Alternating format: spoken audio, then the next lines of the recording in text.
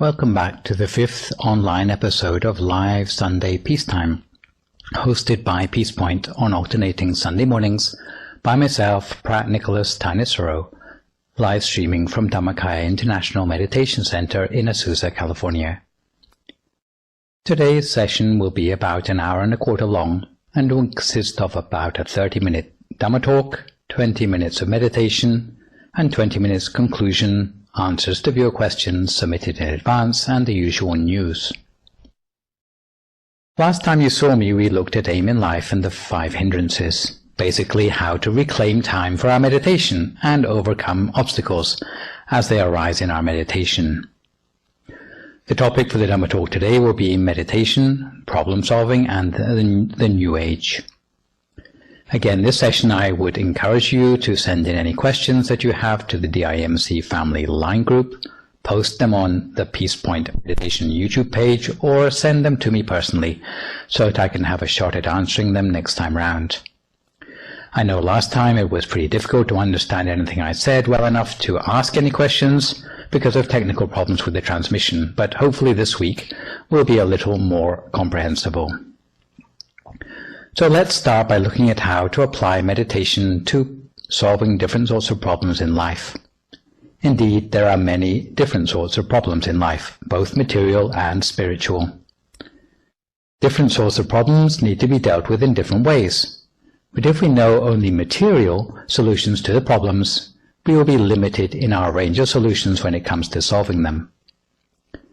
As a meditator, we have the advantage over most people because potentially we have a larger toolbox when it comes to dealing with problems. Some people think that meditation is escapism, turning your back on problems instead of facing up to them. So the first myth that we need to dispel is the idea that by meditating we are living naively in the world where we fail to take responsibility for the problems around us. As we meditate more, if we do it correctly, it should become increasingly apparent how hard it is to overlook our social context. The 17th century English poet, John Donne, once reminded us that no man is an island entire of itself. These famous words must ring in the ears of many who wonder why generations of meditators have become recluses or hermits, turning their backs on society in quest of transcendental freedom. Of course, isolating oneself from the chaotic scrabble of the rat race increases the opportunity to reflect. But ideally, meditators also need to have ways to give back to society and remain connected. Obviously, if we take on too many problems from other people, we will be like a non-swimmer diving into the water to save a drowning person. That means instead of one person drowning, 2 will drown instead. Or like a pauper trying to help another person who is in debt. Instead of one person being in debt, 2 will now be bankrupted. So, when will we be able to help others? Do we have to wait to become enlightened first? I would propose that we don't need to wait that long, but we should be at the point in our meditation where we have progress, both to the point where we know ourselves and also love ourselves enough to know our limits. For example, knowing how the limits of temptation or provocation, where those red lines lie, so that we can find ourselves in a situation without losing our temper or our peace of mind. Besides knowing our limits, we also have to know the nature of the problem and be able to discern and tell the real root of the problem. An important first step is to be able to identify what category a problem belongs to, so that you can deal with it in an appropriate way. Because not every sort of problem requires meditation to solve it. In this respect, I would like to propose 7 different categories of problems.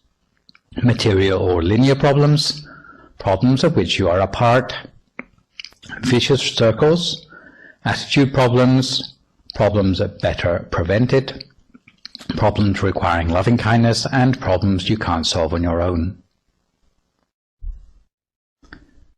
So let's look first at material or linear problems. These are problems with single causes leading to a chain of problematic outcomes. It could be something as simple as a printer running out of ink, where the problem is solved simply by replacing the cartridge. You might ask yourself what role, if any, meditation might have in implementing the solution. But even when solutions are obvious, they may not be easy and may require perseverance and courage. In the midst even of a simple national or international crisis, the experience of suffering may affect different people differently. Some people may be devastated emotionally by the crisis. Some people may carry on with their lives without so much as batting an eyelid, in spite of all the fighting going on around them. If you are a meditator, you have more potential to guard the state of your mind, not to be shaken by paranoia as the chaos becomes rife. Being upset about a situation usually does not help to ameliorate the situation, so you need to insulate yourself emotionally. On the contrary, when other people are put under stress, they may react in strange ways, such as overeating, undereating, or drowning their problems with liquor. This weakens the health of the person concerned, making them less able to deal rationally with the problem. Thus, whenever you are put under stress, always make sure that the situation doesn't affect the moderation of your normal eating habits, and try to deal with problems sensibly instead of emotionally. A second sort of problem, more complex than linear problems, are problems where we are part of the problem. To give an example of such a problem, there was once a lady who was having problems in her marriage. Her husband would go out late at night drinking, and if she complained, his response would be to come home even later and even drunker. Thus, in desperation, not being able to see a solution to the problem, she went to see the monks at the temple with the hope that if she could get some holy water from the monks, she could sprinkle the holy water on the source of the problem, and like waving a magic wand, the holy water would make her problems miraculously go away. The first monk she met was perhaps more perceptive about the lady's problem than she was. The monk told the lady, "I will give you some holy water, but only on one condition. For the holy water to be effective, after you have said your prayers, you need to hold this holy water in your mouth." The lady thanked the monk and decided to try out the holy water that very night. Shortly after midnight, as soon as she heard the garden gate opening, she quickly said her prayers and took a gulp of holy water in her mouth. Of course, with her mouth full of water, she could not say much. In fact, she could not say anything at all. When her husband came into the house and saw his wife had waited up for him, but had nothing to say to him, he merely acknowledged her and went to bed. The next night it was the same, and with the holy water in her mouth, strangely it appeared to the husband that apart from saying nothing, his wife had a slight smile on her face. Little by little, the husband's behavior started to improve, with him starting to come home from the bar earlier than before and drinking less, until before long the husband and wife regained their sense of being a happy couple again. If you ask whether this solution was due to the miraculous power of the holy water, even with wishful thinking you can probably tell that there is probably a much simpler explanation.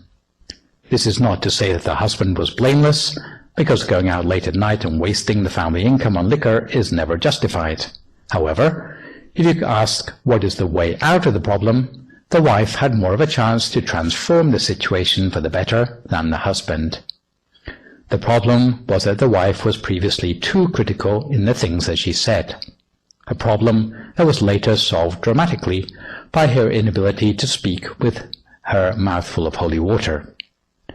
What this story illustrates for our purposes is that it is often difficult to solve problems when we ourselves are part of the problem. To be able to step back from the problem and see where we fit in and make changes to ourselves for the better is always difficult. However, if we are meditators, we will be better able to get an objective view about how we fit into the problems we are experiencing, so that we can extricate ourselves from our part of the problem. I should add that it's always easier to adjust ourselves to a problem than it is to get other people to change. Another sort of problem that is particularly difficult to solve without thinking outside the box are problems that feed into themselves or act as vicious circles. In this picture you can see a strange perspective of a building with stairs on the roof. The people who go up the stairs keep on going up, but eventually, having climbed a full circuit of the stairwell, they end up back where they started. The people who are going down the stairs keep on going down, but eventually, having descended a full circuit of the stairwell, they also end up back where they started. Unfortunately, the ascenders and the descenders only ever look at their feet, so they don't notice that they're getting nowhere. The only person who realizes what's going on is the person down on the balcony who has stood back from the crowd. This person is equivalent to the meditator who can see the bigger picture by standing outside it. Once they have seen what is happening, they can start to find the beginning and the end of the problem. The vicious circle category is particularly relevant to situations where violence escalates. The temptation in a crisis situation is always to blame the other party for starting the conflict, and before long we find ourselves slipping into the mindset that you need to kill a perceived enemy before they kill you. If everyone were to think like this, it would escalate every conflict situation. Thus, the starting point for not exacerbating the situation is to avoid harming others. In this connection, you need to have a great deal of patience. Patience that can only come as a result of meditation. It is said that to be patient in the face of hardship and suffering, such as illness, is still easier than the patience needed to avoid conflict. You end up thinking, if you can't beat them, you may as well join them. After all, wouldn't you be at a serious disadvantage as the only person on the battlefield who is a pacifist in the middle of a whole crowd of lethal warriors? However, in terms of a fruitful solution to suffering on the collective level, it is essential that at least one individual makes a decision to turn against the tide of aggression and to reverse the vicious cycle of aggression. There is no way the situation will change for the better for as long as no one thinks to reverse the cycle of violence. It always takes two to start a fight, so if one side stops fighting, in fact the fight is over. It's just like a tug of war, where both teams pull as hard as they can, and neither team can make any headway. If in a tug of war one of the teams decides to let go of the rope, the equivalent of one side in a conflict forgiving the other and stopping fighting, all the tension goes out of the situation. Thus, no matter how extreme the situation, you must never try to harm anyone else, or even speak in a way that is going to aggravate the situation. As meditators who are aware of the real causes of degradation in society, shouldn't we be the first to start dealing with the problems? Shouldn't we be out there engaging with social problems? The reality of meditators is that the more they see of the problems, the more time they need to spend in isolation training themselves and not getting caught up in the problems. In fact, to make a difference to a situation, the problem solver needs a peaceful place to where they can retreat in order to recharge their batteries. When exposed to challenging situations, everyone has a real need for the time and opportunity to evaluate and reflect on their situation with wisdom and impartiality, instead of being pulled into the turmoil of the situation. Without such a quiet place or the necessary downtime, you will miss the opportunity to assess the limits of your own ability in any situation, and the outcome could be disastrous. Fourth category of problems that I'd like to deal with is the problem of attitudes.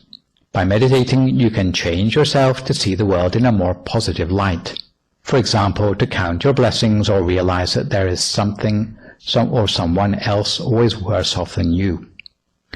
You can effect a change of attitude, like in the example of the Chinese woman with the two sons I mentioned in a previous session. Some people can get into a fight even over differences of point of view. One person, for example, who stands above this figure and insists that it is a 6. Another person standing below the same figure looks at it and insists that it is a 9. Just because they have a different point of view, they could very easily get into a disagreement.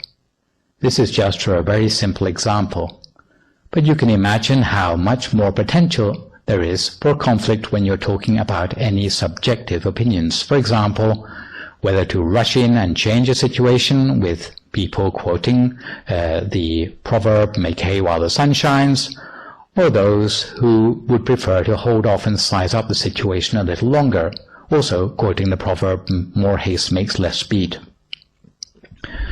There is always a way to avoid problems originating from the difference of point of view, which is for each person to think, speak and act from the center of their body, and it will allow every person to be on the same page when observing the world. This does not necessarily mean seeing the world in an overly optimistic way, but it helps everyone to see the world according to its reality.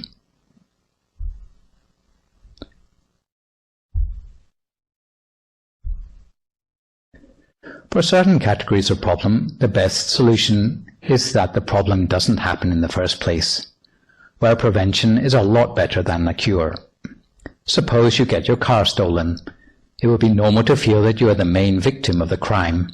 However, that your car is missing because of one person in society who has compromised their conscience and become a thief is not the end of the damage caused. The crime ends up making victims of the whole of society. First of all, society has to pay the police overtime for them to go out and investigate the extra crime. That leaves less money in the government budget that can be put into things like schools and hospitals. As a result of their investigations, the police may or may not be able to recover your car, and the car may or may not be a total loss. If it is totaled, your insurance premium next year will be higher. If the police catch the thief, then society has to pay the salaries of all the judges, court staffers, and jury. If the thief is convicted, then society has to pay for incarceration, which is about $100 a day in a federal penitentiary, multiplied by 365, and by the number of years they serve their sentence. It is society, or you, the taxpayer, who picks up the tab. The cost is high because every jail has to be up to the standard of the Bill of Human Rights. However, for all the correctional effort, the prisoner may not be discouraged from reoffending. In fact, they may be persuaded to become a hardened criminal when they meet other car thieves inside who can exchange tips on how to commit Grand Theft Auto without getting caught. When they get out of jail, apart from the taxpayer having to continue to pay the salaries of probation officers, the ex-con now has a network of savvy friends from inside.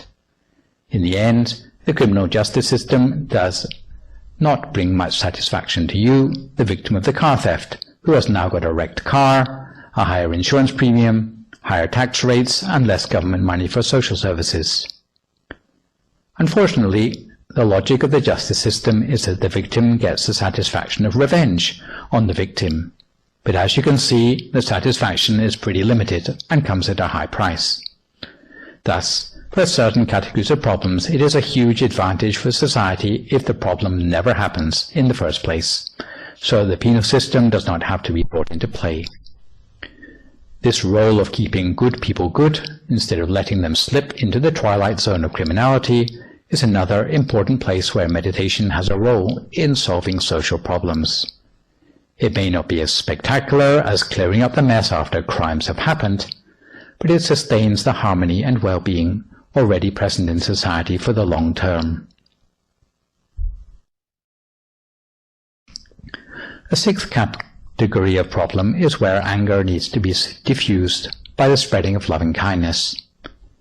As meditators, it makes sense to be selective about who we choose to give our help and support to. For example, the poor and needy, and those who we might not want to help. For example, a drunken tramp who will spend everything you give him on more whiskey.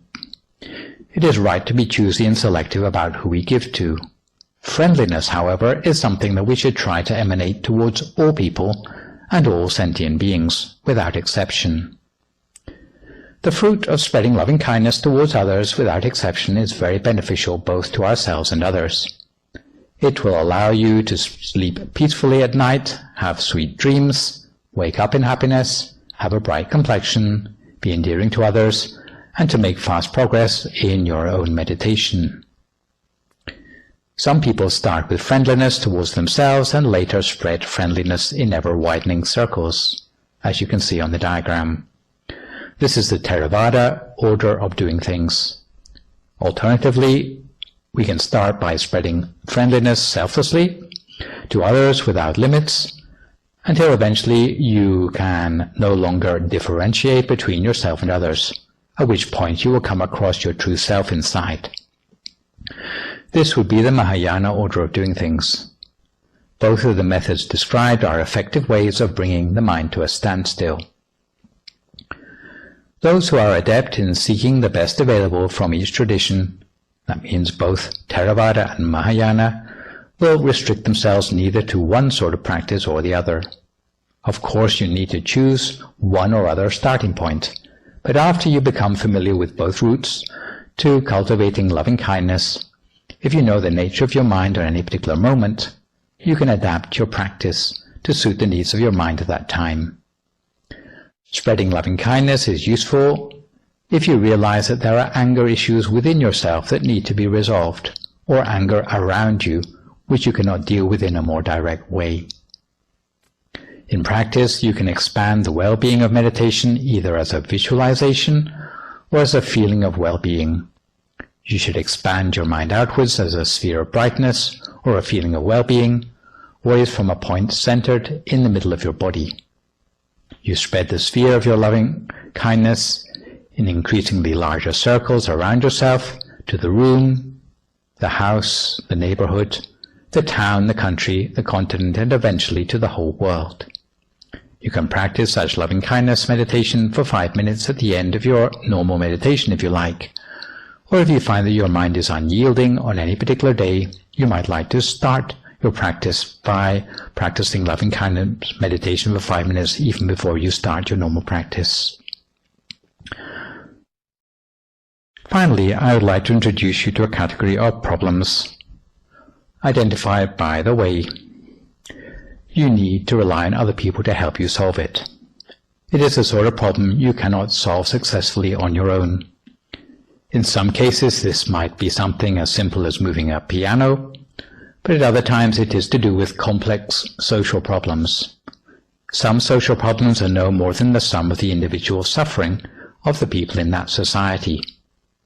The type of suffering that seems to be experienced en masse by the whole society may simply be the projection of suffering by many individuals with the same plight. However, in other cases, individual problem solving is not sufficient.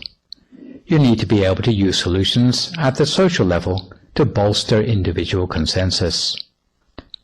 At such times, a top-down effort is a powerful way to make a difference. Thus, if you are to be the first brave one to make the decision to be non-aggressive, you need to use your wits. You don't just want to martyr yourself.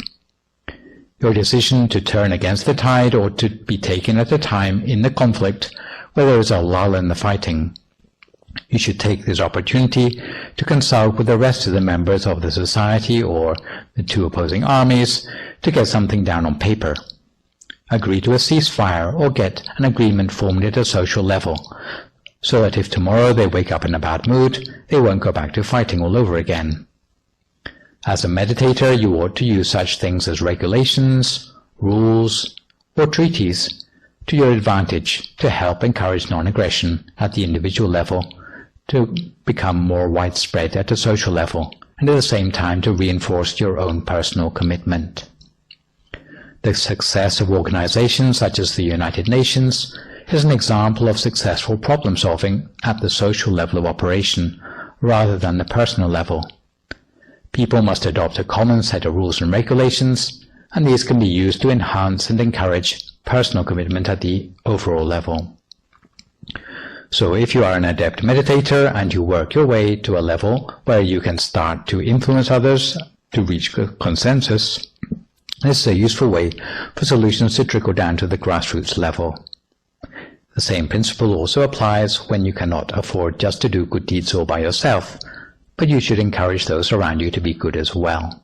For example, if you are a good person but you live in a neighborhood full of drug dealers, then before long the drug-related issues are going to end up on your doorstep as well, even though you might not be directly involved in those illicit activities. You cannot afford just to turn a blind eye, but as well as being a good person yourself, if you don't want to move to a new neighborhood, you should do what you can to encourage your neighbors to take up more honest livelihoods or to get themselves in rehab. Some people ask how they can use meditation to solve their problems, and my advice generally is that you should not just sit down with your eyes closed and obsess about your problem, but in your regular meditations perhaps entertain the relevant problem at the back of your mind. Often in the space of the meditation a solution will come to you as you're meditating, which will be a much more creative solution than you could access if you were just to think about the problems in a linear way. Often, if the problem is in the category of attitudes, you may find that what you originally thought was a problem at the beginning of your meditation actually no longer seems problematic by the end of your meditation. So now, having seen the value of meditation, particularly loving-kindness meditation in solving problems, we come to time for some meditation for ourselves. So if you'd like to find a comfortable sitting position for yourself now as you listen to my instructions, then we'll do about 20 minutes of meditation together.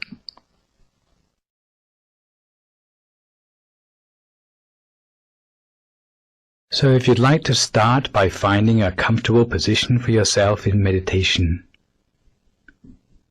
with your right leg on your left leg, your right hand on your left hand, with the index finger of your right hand touching against the thumb of your left hand, with your hands palm upwards on your lap. Find a position for yourself by which you feel alert and yet relaxed, not leaning too far forward nor too far back, not leaning to the right nor to the left. Find a position of poise for yourself. Make sure your eyes are only very gently closed. Never squeeze your eyes closed, but close your eyes gently in the same way you would close your eyes to go to sleep.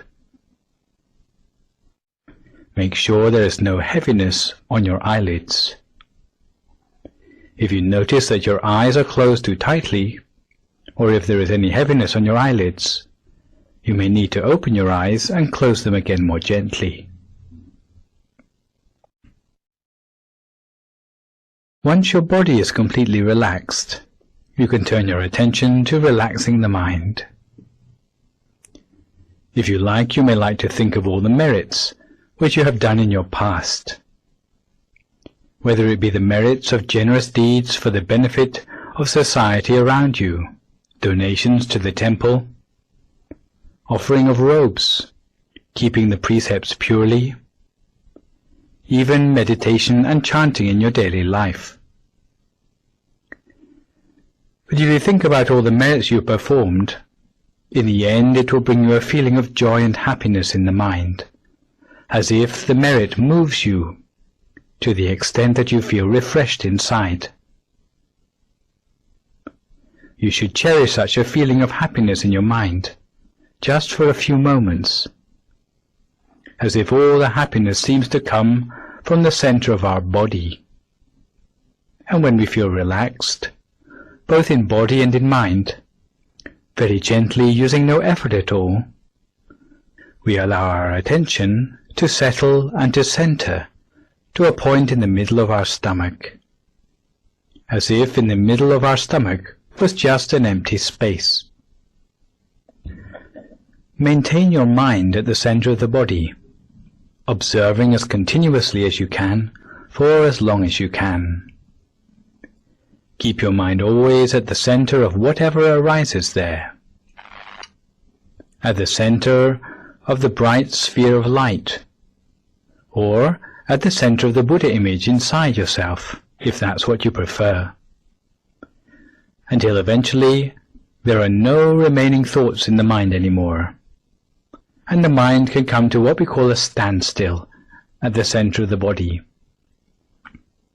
A standstill means that the mind comes to rest inside the body, without any thinking anymore. Some people think that the mind is nothing without thinking. But in fact, in your meditation you will find out that the mind without thought is much more powerful than the mind caught up in concepts. The mind which is free of all thoughts can start to draw upon consciousness at a deeper level. Consciousness, which we call the gut feeling of the mind, consciousness, which we call the inner wisdom of the mind. Once we switch on to these things, then it will be like a light within ourselves, which illuminates and literally sheds light on the mysteries of the world around us. Because wherever there is light, there is knowledge. Wherever there is knowledge, no ignorance can creep in. All the other things, whether it is greed, fear, hatred or delusion, no longer have a place to hide themselves. Because once we have understood the reality of the world through inner experience, no one can persuade us to understand the world otherwise. Because we have already seen the nature of the world for ourselves.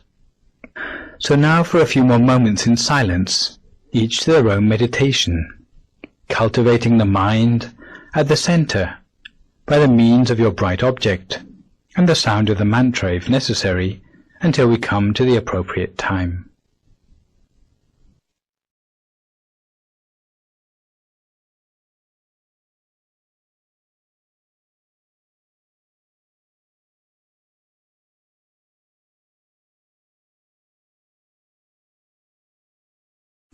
Today, as we meditate, we're going to look at the important practice of spreading loving kindness. Because according to the Buddhist scriptures of the Anguttara Nikaya's Ekadasaka Nipata, spreading loving kindness has the following 11 benefits. It allows us to sleep in happiness, wake in happiness, gives us freedom from nightmares, makes us endearing to humans and non-humans alike, affords us protection by guardian angels, protects us against fire, poison and weapons, facilitates our attainment in meditation, and gives us a radiant complexion. It protects us from senile dementia, and if at the end of our life we have still not attained enlightenment, we will attain the Brahma world. For loving kindness, it's important always to keep your mind at a standstill at the center of the body, as continuously as you can, for as long as you can, without letting your mind wander anywhere else. If you find your mind is attracted away by the sounds around you, sensations in your body, or thoughts in your head, as soon as you realize, always bring your mind back again to the center of the body and continue as before. Cultivate your mind in this way as continuously as you can, for as long as you can, with or without the mantra, depending on your chosen style. Our mind remains always at the center of the body, at a standstill at the center, whatever inner experience we have attained for ourselves. For some people it will be like a clear, bright sphere of light at the center of the body. For other people, it will be like a clear Buddha image at the center of the body. For others still, it may be like a feeling of warmth or well-being at the center of the body. Whatever sort of inner experience we have attained for ourselves, we place our attention very gently at the center of that experience, at the very center of the inner experience within ourselves, touching gently with the same lightness as a feather floating down to touch on the surface of some water, so lightly that the feather doesn't even break the surface of the water. In the same way, we touch our attention at the center of the inner experience within ourselves. We touch our mind at the center with just the right amount of attention. What you will soon find is that the inner sphere of the mind will gradually expand outwards in size, expanding outwards in size until it is the same size as the whole of your body, as if we were sitting inside a sphere of our own well-being or a sphere of our own light. And we make the wish that may we ourselves be well and happy, may we be free from all suffering. And touching our mind again at the center of the body, the sphere of well-being or the sphere of light spreads outwards beyond our own body, spreading outwards in all directions, just like the moonlight shines outwards from the full moon in the night sky, or just like a block of ice spreads coolness in all directions around itself into the surrounding atmosphere. In the same way, we spread our loving kindness in all directions around ourselves,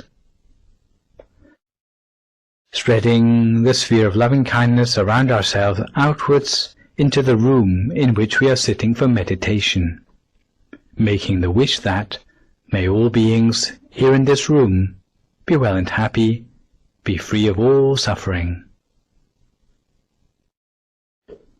And we spread our loving kindness further still, spreading it outwards from the center of the body to encapsulate the whole of the building in which we are sitting for meditation, with the wish that may all beings in this building be well and happy, be free of all suffering.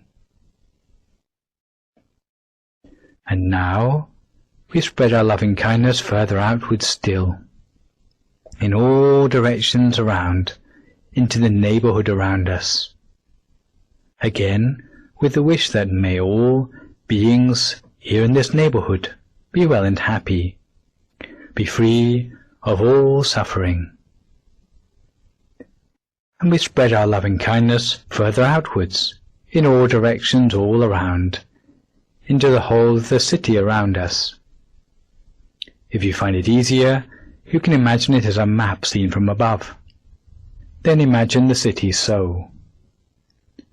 Spread loving kindness outwards to cover the whole of the map of the city in all directions all around, so that there is no part of the city not touched by the coolness and radiance of loving kindness, again making the wish that may all living beings here in this city be well and happy, be free from all suffering.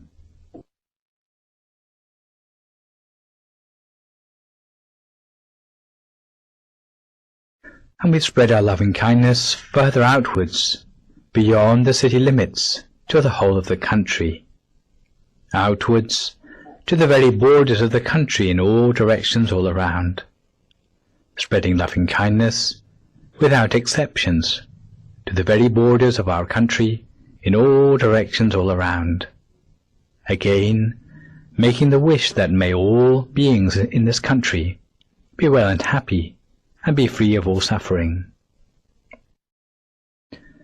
Now we spread our loving kindness outwards to all the neighboring countries, all around, spreading loving kindness in all directions to all the living beings without exception, again with the wish that may all these living beings be well and happy, be free from all suffering. And now we spread our loving kindness outwards again to the whole of the continent around us, every country on this continent, so that our loving kindness spreads its coolness and radiance to every country on this continent, again with the wish that may every living being here on this continent be well and happy, be free of all suffering. And now we spread our loving-kindness further outwards still, to every continent of the world, whether it be Asia, Europe, Africa, North and South America, Australia or Antarctica, so that there is no corner of the world not touched by the radiance and coolness of our loving-kindness.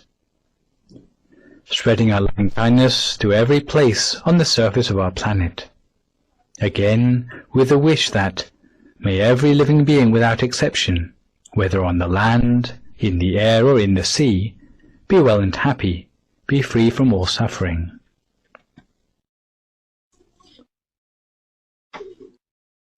May all living beings be able to coexist in peace and harmony, so that true peace may prevail on our planet.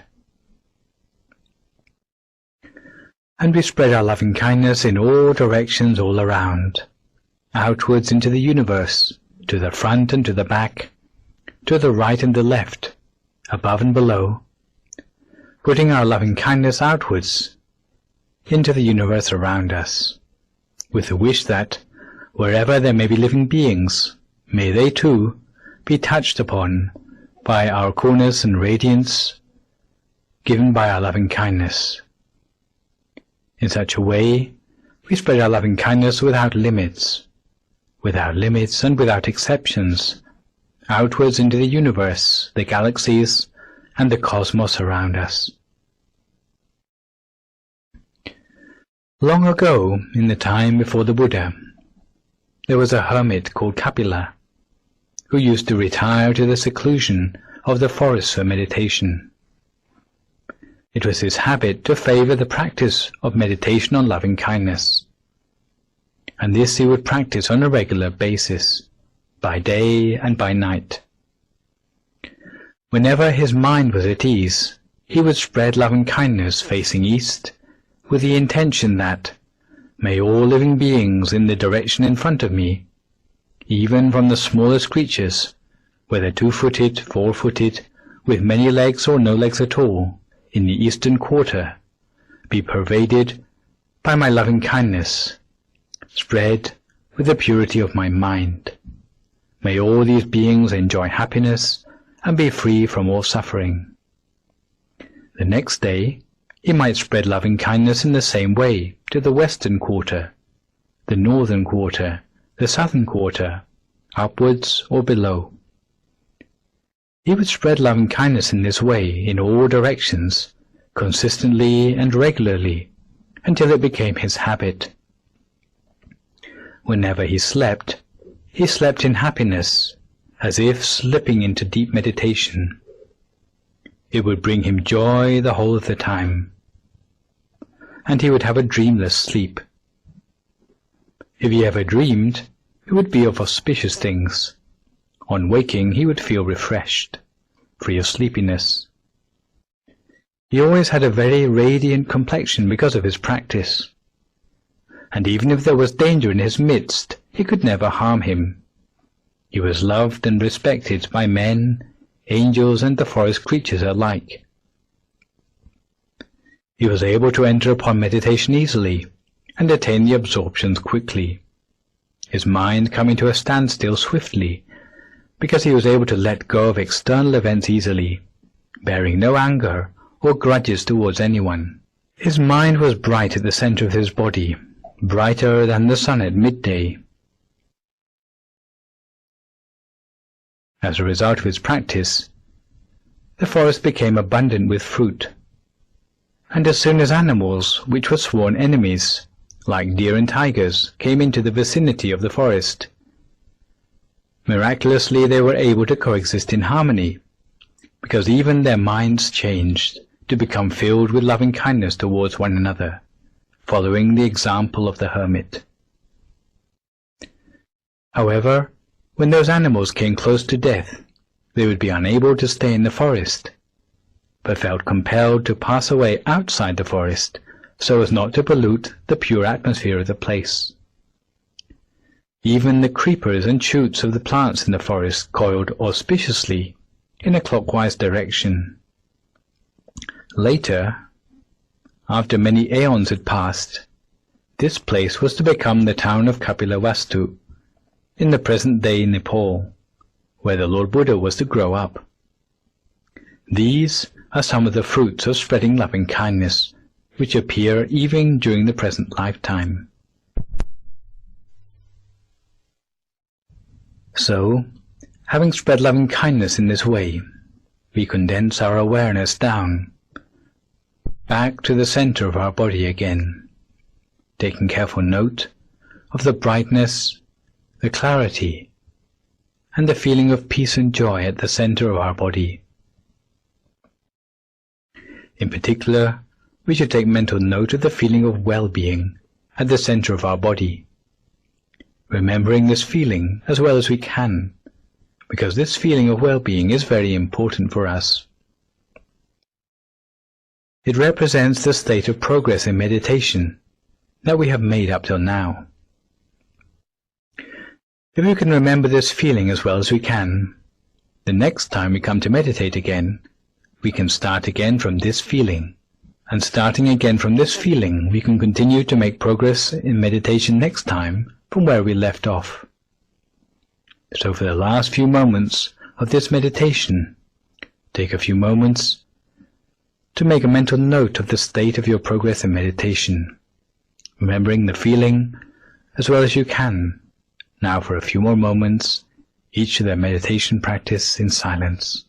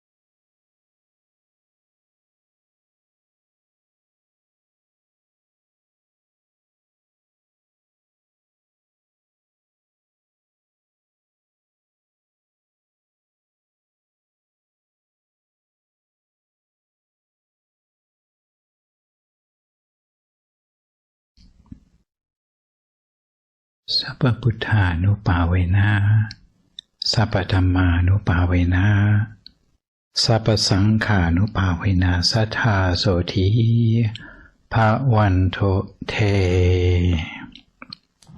So if you'd like to come to the end of your meditation for today, you can gradually open your eyes again. If you feel at all uncomfortable, then slowly try changing to a more comfortable position before gradually finishing your practice.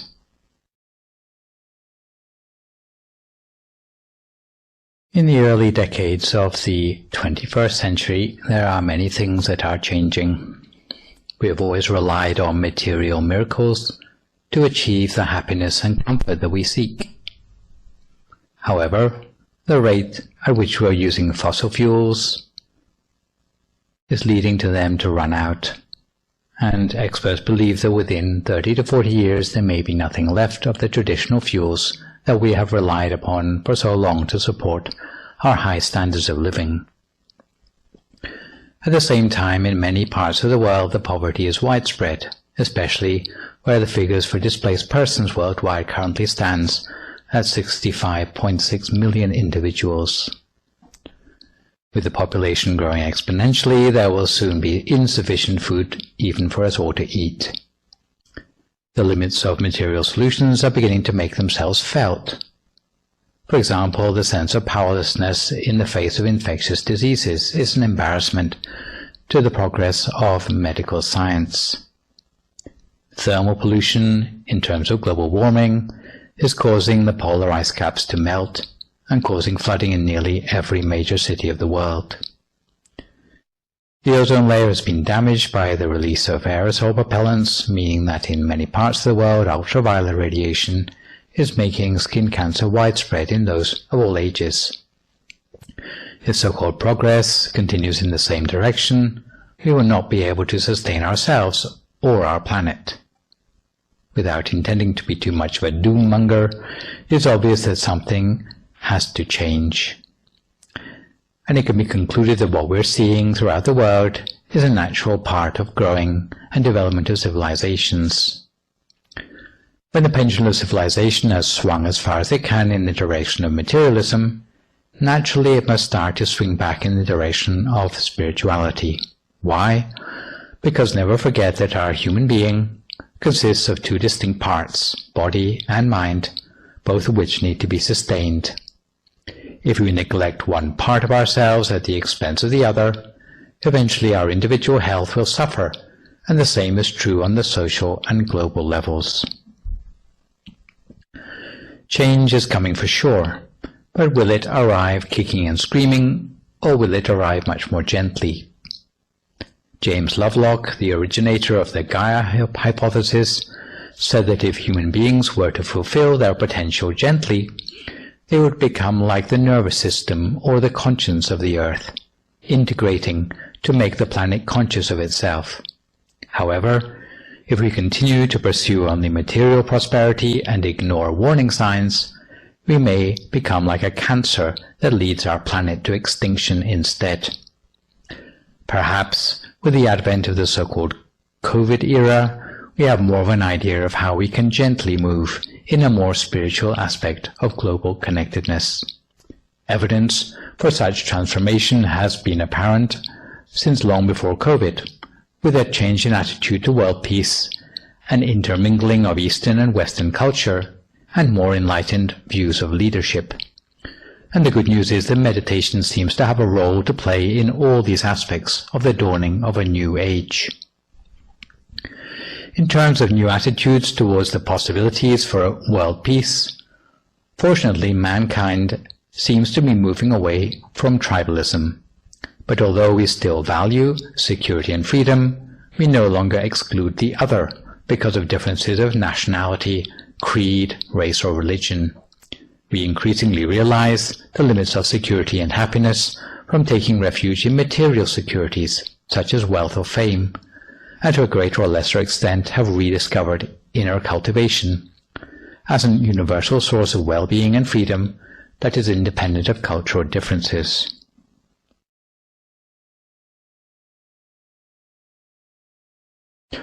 Just as the East accepts more Western ideas like human rights, the West is beginning to accept more Eastern ideas like meditation. Almost imperceptibly, there is a cultural shift on which is affecting people in every country. To be stuck in traditional culture leaves one vulnerable to exploitation by modern self-interest. But to know only modern culture is to lack the deeper tools of discretion. But with the best of both worlds, West and East, there is a possibility of standing on the threshold of something much greater than the parts. A sort of collective consciousness for the planet, where global connectedness can bring benefits both material and spiritual. In the old days it was necessary to renounce material comfort in order to attain spiritual knowledge. But more and more there is a possibility to balance spiritual prosperity with material prosperity, instead of swinging to one extreme or the other. The prospect of a new age holds out an optimistic hope for the future of the world, but requires people to take a decisive role in stewardship to ensure society can recrystallize in a new harmony of material and spiritual wealth. There is no law of nature to guarantee that humans will successfully make the transition to a more harmonious society without destroying themselves along the way. The future lies very much in our own hands. It is our own choice. If we are to succeed, we have to rely on certain things such as reducing our prejudices, especially ones which make us see ourselves as separate from others, and secondly, not just to do good ourselves, but to reach out with our practice for the benefit of others too. The thing that will make a real difference to the transition is the degree to which meditation is widespread in society. Meditation is the most direct inroad into spiritual experience. Meditation will help us to start recharging the spiritual batteries left flat by the scurry for material wealth.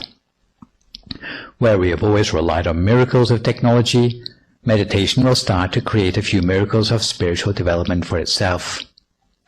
Some people think that miracles mean extraordinary feats of power, floating in the air, walking on the water, or doing conjuring tricks. However, I would ask you, is it not more miraculous to see long-term changes that occur in people's lives, characters, or personalities as a result of their spiritual practice? None of these things happens with a fanfare of trumpets or a flash of lightning, but the changes happen in the manner of a quiet revolution. You can see them for yourself. They are slow burning, but after they have happened, people rarely relapse. Meditation will help people to get a different view of themselves in relation to the world, a view that is not one-sided, but has an outlook on the world that gives equal significance to all world views. For the reasons mentioned at the beginning of this session, when the quality of life in society is dragged down by selfish mindsets, then by the opposite token, if the number of people in society with peaceful minds increases, then it will make society and the world a more peaceful place. Meditation has a vital role to play in this connection. The well-being built up through meditation, in the same way that we have learned to practice the loving kindness exercise, will indirectly affect the people around us. If enough people do the same thing all at once, it will start to have a real effect. It is like if all the people in China decide to jump up in the air at the same time, they would surely cause a tidal wave. In the same way, if enough people in the world start to meditate and gain inner experience, this will exceed a critical mass, which will catalyze the world peacefully, even for those who never thought to meditate, through the turning point ahead to a new age of spiritual wealth and prosperity. It is often said that we are the I in sin.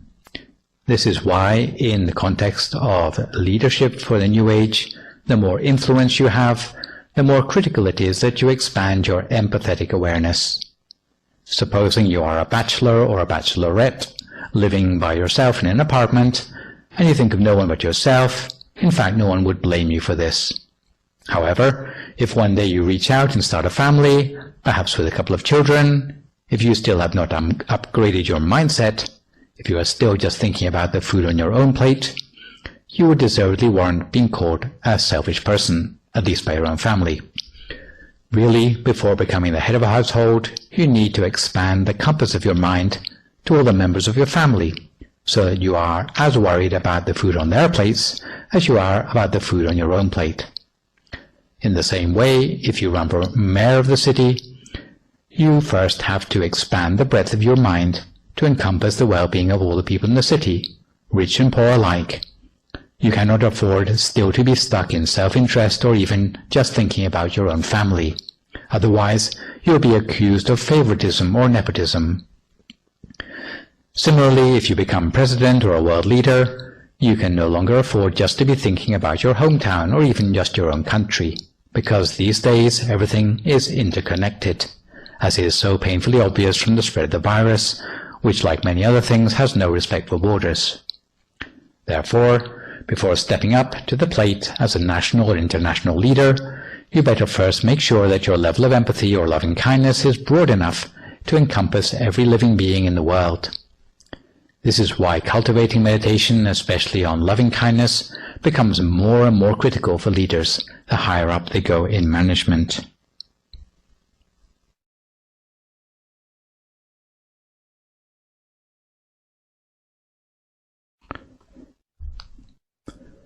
In the meantime, applying your meditation through the principles of problem-solving mentioned at the beginning of today's session, you can summarize the framework for meditational problem-solving as follows.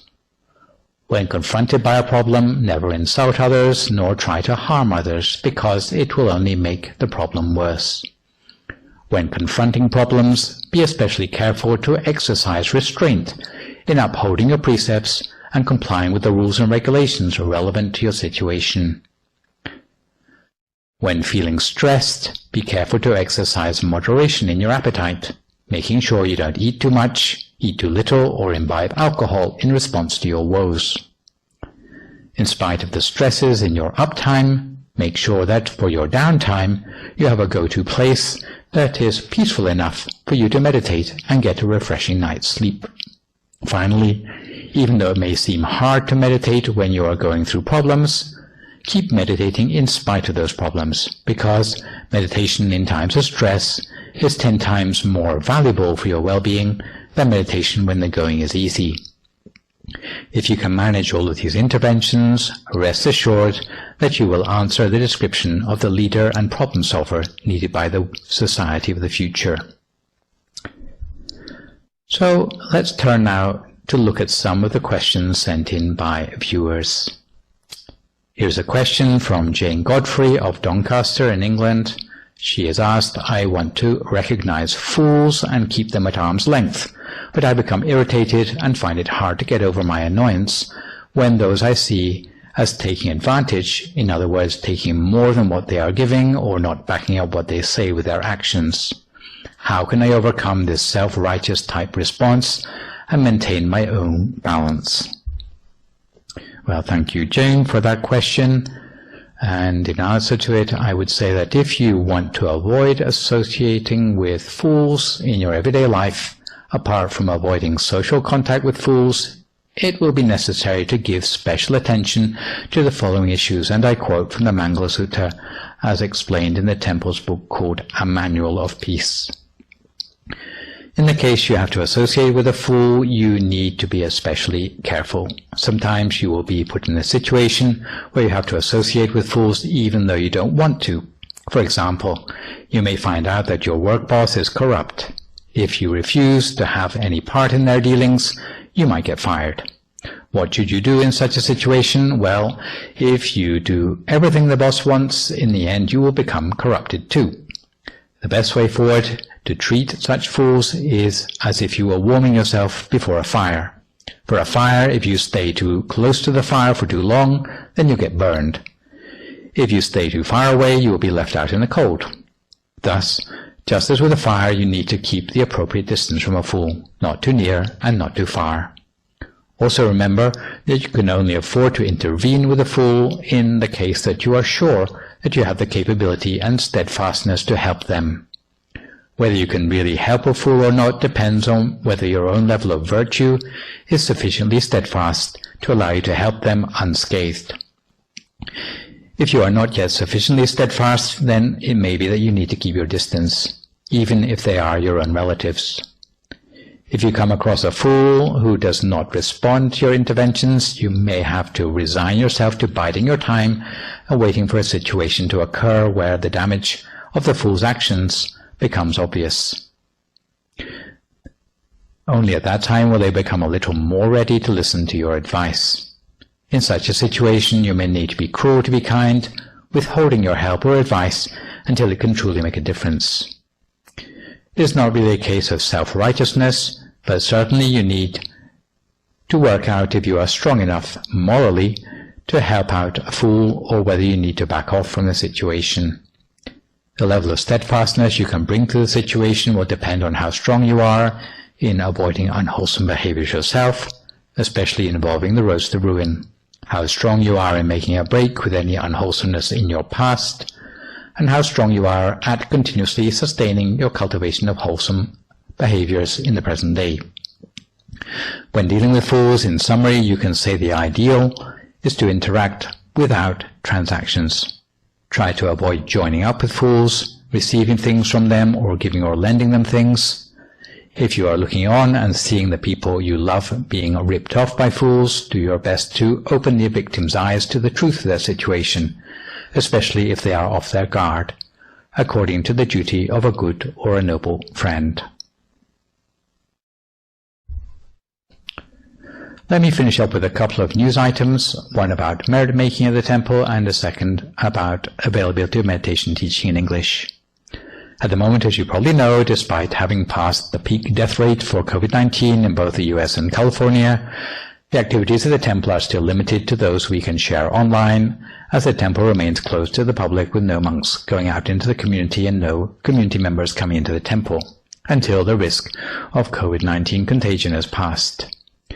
This week is a little better than the preceding weeks, however, and since California has had a slight relaxation in its social distancing regulations, we are now receiving so-called curbside or drive-through donations of food and requisites. Anyone wanting to make a contribution to the temple, as long as you come with a group of less than 10 people, may make an appointment with the temple staff, and a monk will come down to the temple gate dressed in full PPE to receive the donation and give a blessing. In the meantime, although all of us hope the present situation will not last too long, the silver lining for the crisis is that there are additional or perhaps different ways in which temple devotees can show their support for the temple without attending in person. We are now entering on the second month where our temple has been reliant for its income on a weekly merit fund, whereby devotees can pledge and transfer donations of money, any amount you can spare, to be used for necessary things like food and medicine to keep the temple community going, with further details to be found in the temple's DIMC family line group, or you can ask about it by phoning up members of the temple staff. Basically, the convenient ways are mailing checks to the temple address or by bank transfer. In addition, there's also two things called Venmo and Zelle, which can be used to transfer money online. The special merits arising for those contributing to the COVID-19 Silver Lining Fund are that you will have a life free of obstacles and danger, you will gain mastery of all forms of knowledge, prosper in your duties, have special insight into Dhamma teachings, attain purity with ease, breaking free of the defilements of the mind.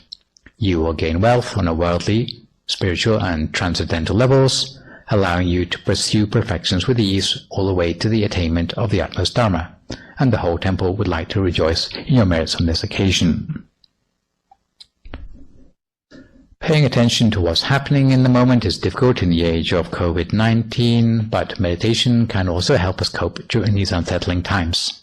In this respect, here at the temple, although there are no face-to-face teaching sessions for the interim, you can log in to Dhamma teachings in English at the YouTube channel called Peace Point Meditation, or the Facebook page of Peace Point Meditation, either live on Thursday evenings and Sunday mornings, or on demand after the event.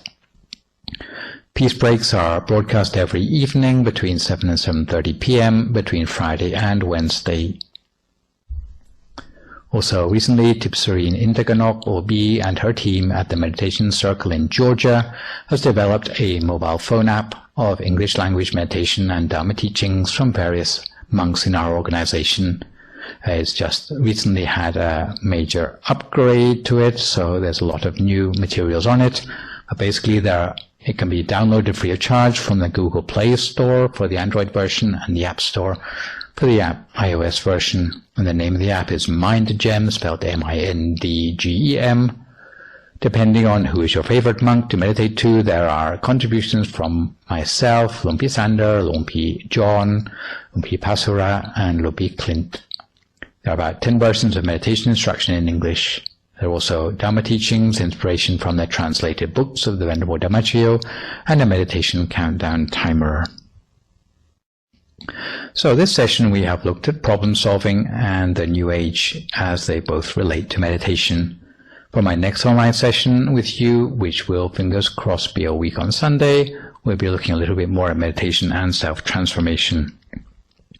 For good measure, I would like to remind viewers again, even better than posting thank you or great talk or sadhu, which are all encouraging, you can move to the next level and try posting a few questions, and I will do my best to answer them on my next Sunday session.